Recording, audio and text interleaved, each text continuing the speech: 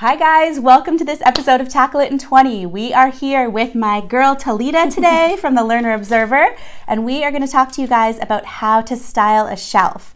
So if you remember, Tackle It in 20 is really all about using those 20 minutes of your lives that you get as a mom, because let's be real, you only get 20 minutes before somebody needs you.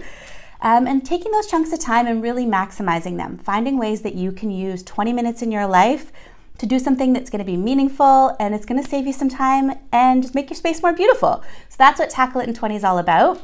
And all of us, I mean all of us, have that shelf somewhere in our home that we can't figure out what to do with.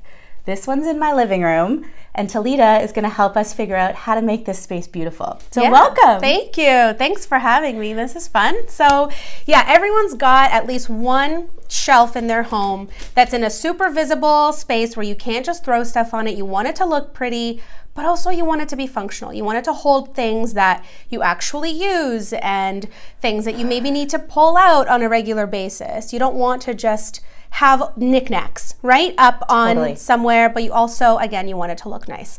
So there is like a little bit of a formula almost that you can follow. Awesome. And yeah, I'll go through and pick out some things, and we'll put books on there, because obviously that's what bookshelves are sort of meant for. I mean the odd book. Yeah, so we'll have a few books on there, and you can definitely have little knickknacks and things on there, things that are meaningful to you, things that are like conversation starters. Somebody might ask you, where did you get this? And you have lots of those, so we will be using some of those meaningful objects in the bookshelf, which I think is like one of the best things to do.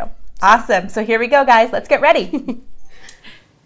Talita has set up and styled these shelves right behind us, guys, and they are beautiful. So I'm going to let her tell you a little bit more about how to do it. Okay, so the first thing that I think everyone deals with, especially in a family room, is a cable box. Yes. Don't be ashamed of your cable box. Everybody's got one. It's okay. I've tried to hide them behind books. I've tried to put them inside boxes, but at the end of the day, like, you have to access this, and you know, your remote has to be able to reach it. So you can't really put things in front of it. Exactly. So my husband would kill me. Yes, exactly. I know. I've tried, right? I've tried right. It doesn't work. It's always the husband that comes in and is like, where's the cable? Why did you do that? It's going to overheat or something. So you can try to camouflage it a little bit for sure. So I just put a really simple little pot with peonies. Perfect. On there. And then the other thing you want to think about is if you have a big, like, black box that's sitting on your shelf, incorporate other things that are around the same shape and the same color on your shelf. That's such a good tip. We've got these books that are kind of perfect. They mimic the exact same shape, and you see them repeated here, and then you see it again a little bit up here in this bowl, and even right next to it. Now, the other reason that this bowl is here is, I mean, it's great that it mimics that shape and the color, but also having something that you can throw things into is so nice on a low shelf. Always. You could toss in anything. You could put diapers in here if you happen to have them sitting around and people are coming over. You could toss in the TV remotes, and it's right next to the cable box if you don't want to have it sitting out on your coffee table. Literally anything you kind of feel like you need to hide. Having some sort of bowl or a box, a bin, anything on a lower shelf that's easy to access, you can sort of toss anything in there. I have one like this at my house on a shelf, and that's where I keep the baby wipes and the diapers. Brilliant. Nobody knows except for my husband and I. So, and it's right out in the open. You don't have to hide it, but it's hidden, right? Perfect. And then the other thing is to mix in, like I mentioned before, those things that are special to you. So Kate has a really nice story about these, and they're from her grandfather, and so obviously you want to incorporate that into the shelf, because I immediately was like, wow, these are so cool and I love them, and there's a story to be told there. So those things that can get you talking about what's on your shelf, because people are always looking at people's shelves, right? You want to see what's on there. And it feels personal, guys, and it feels like it's important to you. So, you know, it's not just staged, it's stuff that's part of your life too, which is really fun. Exactly. And then a simple way to kind of stage them on there is to try and group things in threes. So you'll notice that on the shelves as well. So you've got 1, 2, 3 here, these 3 here, 1, 2, 3 there, and it sort of repeats itself in different spots.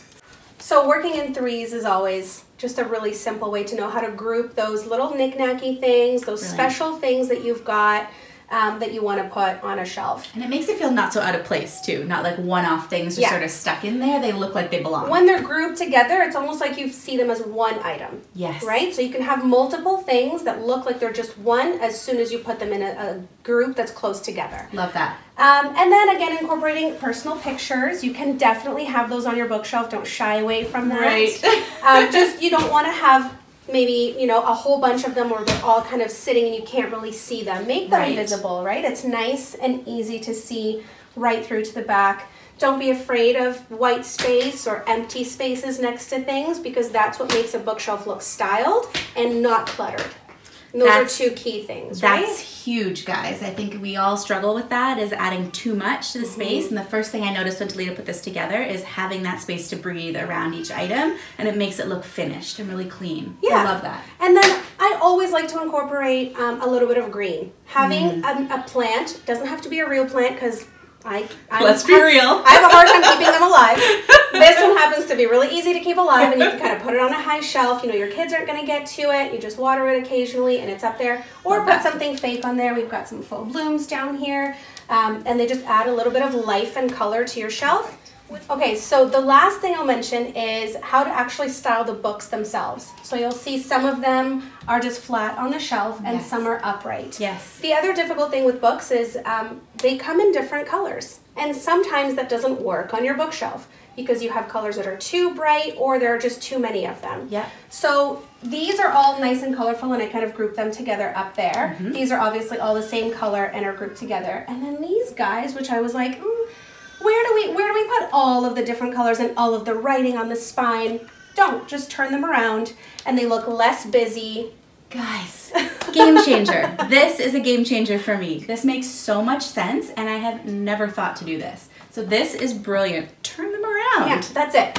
I mean, they're not books you're pulling out of the shelf every single day anyway, so you don't necessarily need to see what is on that spine. It's okay if you don't remember exactly which book it is. When you need to pull them out, you'll figure it out. And that's it. And then the ones that the colors kind of work, you can leave them, but we could have turned these around as well, especially with older books. They have a really nice, you know, warm color and texture, so you could use them really either way. Love that. Yeah. And that's it, guys. Easy peasy. So group things in groups of 3s, leave space to breathe, look to turn your books around, and anchor things that you can't deal with other complementing colors and shapes. Easy peasy. Talita, you're a champ. Thank you so much for doing this. No problem. Thank you.